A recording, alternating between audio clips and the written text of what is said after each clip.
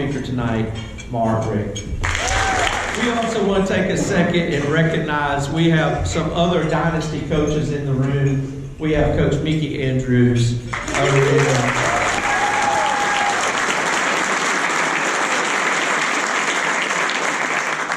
And Coach Jim Gladden right here.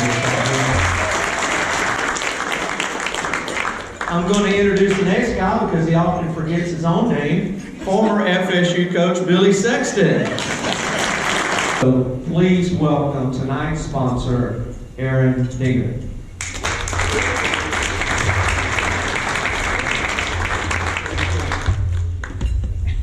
Good evening. Good evening. It's great to be here with you guys. You fine people tonight, and I hope everybody's families are happy and healthy in 2021. Coach Richt's coaching accomplishments include an overall record of 171-64. That's a 63% winning percentage. He's had 4 Coach of the Year awards, coached 2 Heisman and 6 NFL quarterbacks. Under his offenses, FSU won 7 consecutive ACC and 2 national championships.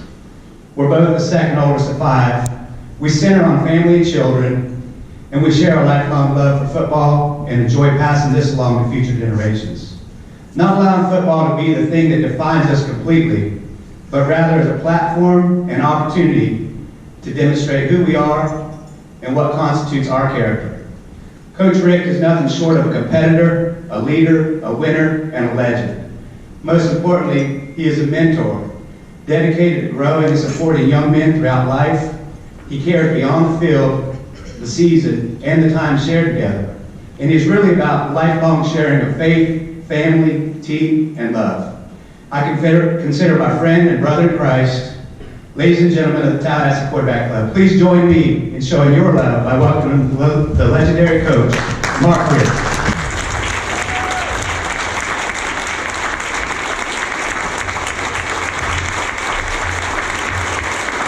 Thank you very much. Good time to stretch your legs. That's good. Aaron, thank you, and everybody, thank you for coming tonight. I'm honored to be here. I'm honored to be back. Couldn't help but think of all the wonderful memories of the time I was here, 15 years with Coach Bowden, and men like Billy Sexton and Jim Gladden and Mickey Andrews and many other great coaches that I got a chance to coach with. You know, that staff was very special. Hardly any of us left for quite some time. It seemed like we were all together for 10 or 15 years straight. And we were talking about that a little bit tonight. And the glue was Coach Bowden. He was the reason. We loved that man. We didn't care too much about salaries back in that day. We didn't care too much about promotions. We just cared about being a part of a special team and being underneath the leadership of a special man, Coach Bowden. And it's been a great honor to have coached here during those great days. And we were just talking about that too, that sometimes you're living through it and you don't realize how good it is. And when you look back, it was without a doubt the most fun I had coaching and the most success as a coach as well. I look around the room and of course I see Shake and Bake. And when I shook his hand tonight, of course he has a mask on, I'm like, who the heck is this guy? And if I'd have seen the back of his cleats, I'd have known who it was, because that's what you see, old Shake and Bake going down the field on a long touchdown reception, and you see the back of his cleats, but great to see you. And then of course, Kez McCormick, you see his eyes, because you didn't see the back of his cleats. He was always coming back to the quarterback to catch the ball. But I'll tell you what, you know, you get older and you got more time to just do nothing.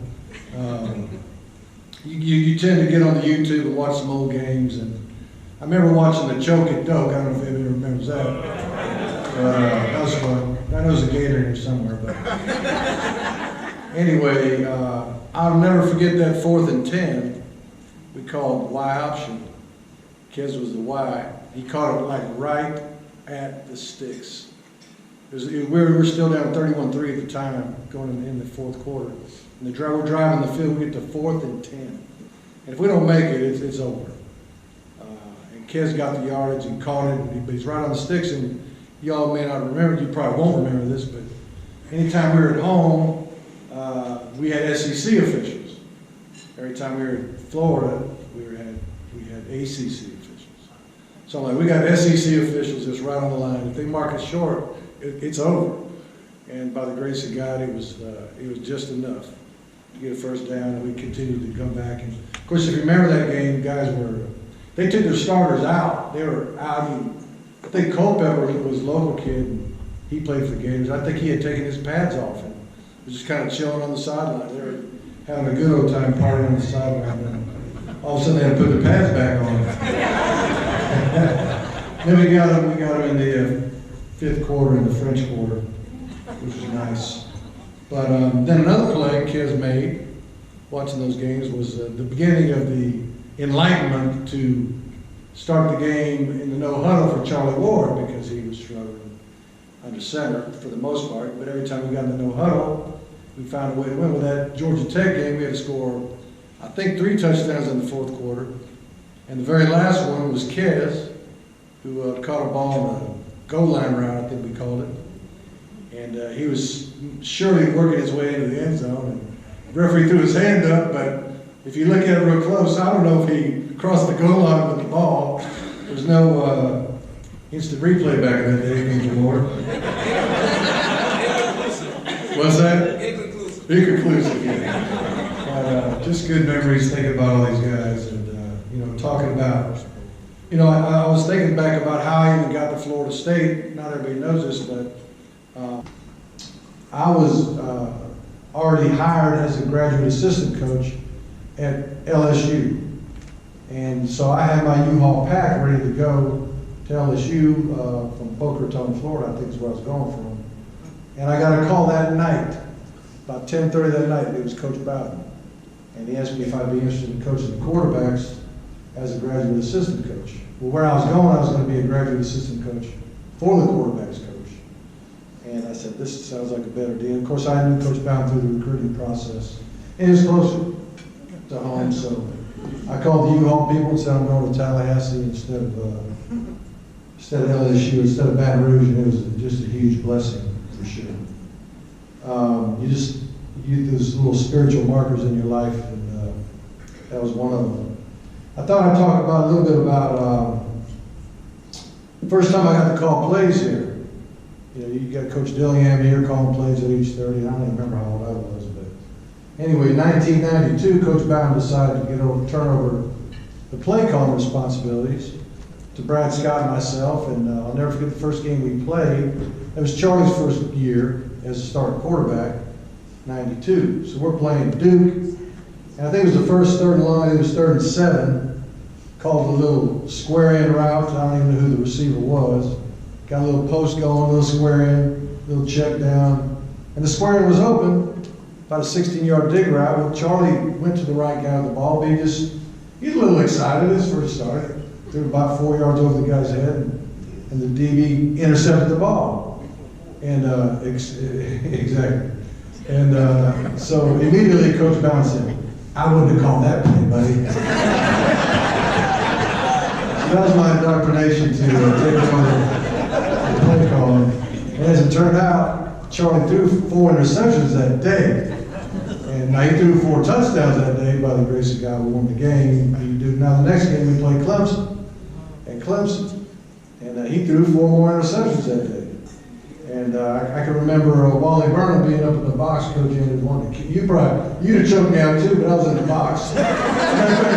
Coach Andrews probably told Coach Burnham to start choking that sucker. Trying to get that quarterback straightened out. But anyway, we found a way. We had nicknamed this kid from Clemson. We nicknamed him Barcelona, because I think he was going to run in the Barcelona Olympics. He was that fast. And that's the one Charlie had to hit, with the interception. He took it to the house. And but we came back. We got the 2-minute drill. Came back, won the game. But we get to the Georgia Tech game I was mentioning, and but before we get to that point, Charlie's at about he's at about probably 15 interceptions in the first 5 games. And Coach Bowden calls me in his office. He says, "Now, Mark, Charlie's been throwing a lot of interceptions. I was wondering, is that my fault? Is that his fault? Or is that your fault? I said, Coach, it's my fault. We get it squared away. I'll have a meeting with Charlie, we'll get it straight. So I called Charlie, and this is a true story. I said, look, the team record for interceptions is 23. And you're getting close to 20. I said, here's the deal. You will not break the school record for interceptions. If you get within one, you'll never play again this season. So he slowed down on that train. But after that Georgia Tech game, we came back and won that one. And it was my wife, of all people, after the game said, you know, Charlie seems to do pretty good in that no huddle shotgun. Why don't you start the game in? I'm like, that's a good idea. So anyway, the next game we played was Virginia, at Virginia. It was raining like mad, and we're like, gosh, we can't be in the shotgun in the rain. We didn't know any better back then. So we went old school in that game. I think we won like 13-10 or something, barely won. Then the next home game was against Maryland. And the weather was good, so we decided, okay, we'll go on shotgun, no huddle. From the very first, snap, we get 10 drives, 10 touchdowns, 858 yards of offense, 400 some throwing, 400 some passing. Charlie threw for 400, ran for over 100. And the fast break no huddle was born basically, thanks to my wife. But anyway, Charlie was. The other thing about Charlie I remember is, when you have success, people want to come knock on your door and talk to you about maybe becoming a coordinator at their school, whatever. I was quarterbacks coach early on, and I had an SEC school bring me in and wanted me to be their offensive coordinator. So I'm talking to the coach, and then the AD comes in, and he's trying to convince me to make this move and go to that school. And I said, you know what? There's a guy that I really want to coach. I said, I think he's pretty good. And he goes, let me tell you something. You'll never move up in this coaching world. He goes, there's always going to be the next guy. And well, that next guy was Charlie Ward, so it was a good idea that I ended up sticking around and coaching him. As Coach mentioned, players do matter, for sure. And, we're walking through the building and seeing all these Heisman Trophy winners. We see Chris Weinke's picture and poster or whatever. And I don't know if y'all know this story, but of course he signed with us out of high school, National Player of the Year. We had a quarterback picture. It was before the season began. I got Brad Johnson, Casey Weldon, seniors, Super Bowl quarterback, Heisman Trophy runner-up. We got Charlie Ward, who wins the Heisman. Kenny Felder, who's I think he was the first-round draft pick in baseball. They were sophomores. Then there's a true freshman taking a knee out front. That was Chris Weinke in that team picture. Well, like the next day after we took the picture, he turned pro and took a baseball contract and left for about 6-7 years. Well, Coach Bowden, as y'all know, promised if you ever want to come back, you can come back. And there'll be a scholarship waiting on you, buddy. Anyway, we're recruiting a guy named Drew Henson. I don't know if anybody remembers that name. He was a quarterback, ended up at Michigan. He beat out a guy named Tom Brady at Michigan. So anyway, he was the hot guy, and we were on him. And him and his dad were about to make an unofficial visit.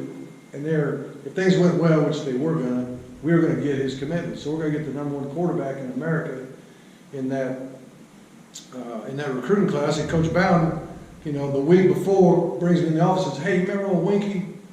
Oh, yeah. He goes, well, he wants to come back and play.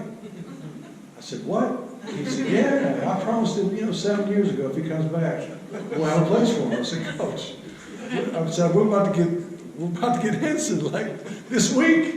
Been working years on this kid. And so I said, Coach, at least let me talk to Weinke before he decides what he wants to do. So, I'm talking to a 26-year-old guy, whatever he was, 25-year-old freshman, made all kind of money. Was making more money than I was making, I know that. And so I get on the phone with him, and I'm like, hey, you're 25, and you're going to be hanging around a bunch of 18-year-olds, and we got certain rules, and I expect you to kind of go by the rules, and no problem. And I'm like, and we got this guy, Dan Kendra. He's a National Player of the Year, too, and his dad played for Coach Bowden. And when his dad was in school. He was married and he had a baby while he was at West Virginia with Coach Bowden. That baby was his son, Dan Kendra. And Miss Bowden went to the hospital and said, to our future quarterback, and guess what? He's our future quarterback right now. And so I'm trying to scare Weinke into not coming, right? He said, here's typical Weinke. He said, Coach, just answer me one question. I go, what? He goes, if I'm the best player, will I start?